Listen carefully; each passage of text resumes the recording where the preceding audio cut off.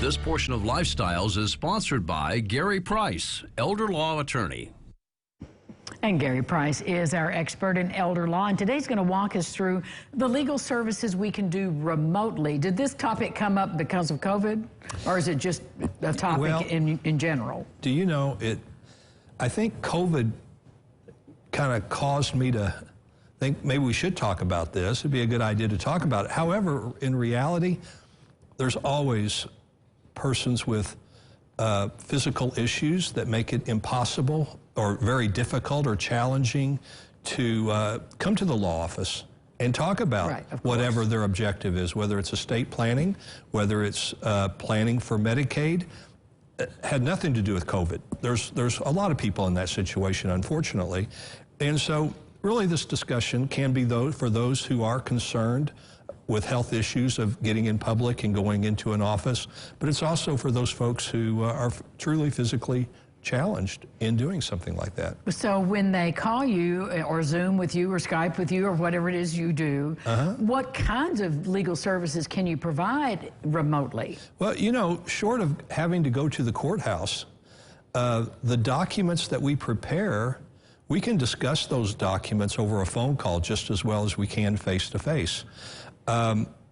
We can execute those documents via some remote device just as well as we can do it in person. So pretty much any document needed for estate planning, of course I'm talking about estate planning and Medicaid planning, but any document needed we can take care of.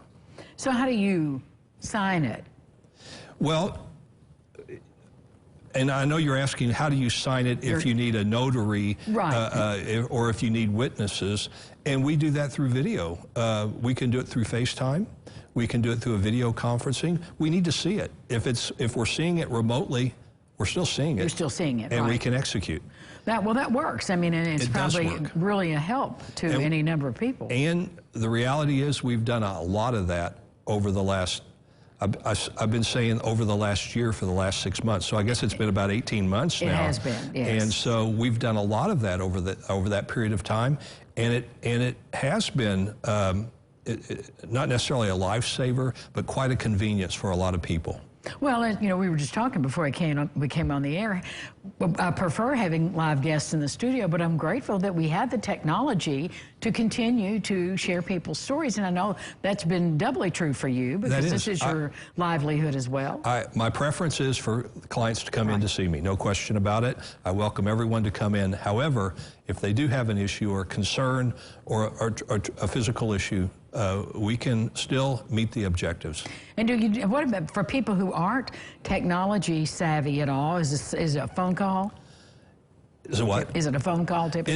It's always the start of a phone call.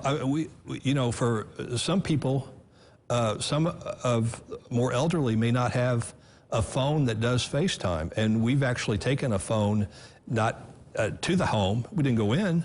Gave them a phone, and then we were able to connect, and we were able to do the signing that way. So we can get it done. That's your full service. Gary Price, full service. We're going to get it done. Let's look at your book and tell everybody how they can get a copy. Okay, and so the book talks about the Medicaid side. Doesn't necessarily talk about the remote side. Right. But you give me a call, we'll send you the book for free, no charge, 812-479-8721. Thank you, Gary Price. I'm glad you're not here. I'm glad you're here and not remote. Me too. Thank you. We'll be back with more Lifestyles after this. Stay with us. This portion of Lifestyles is sponsored by Gary Price, elder law attorney.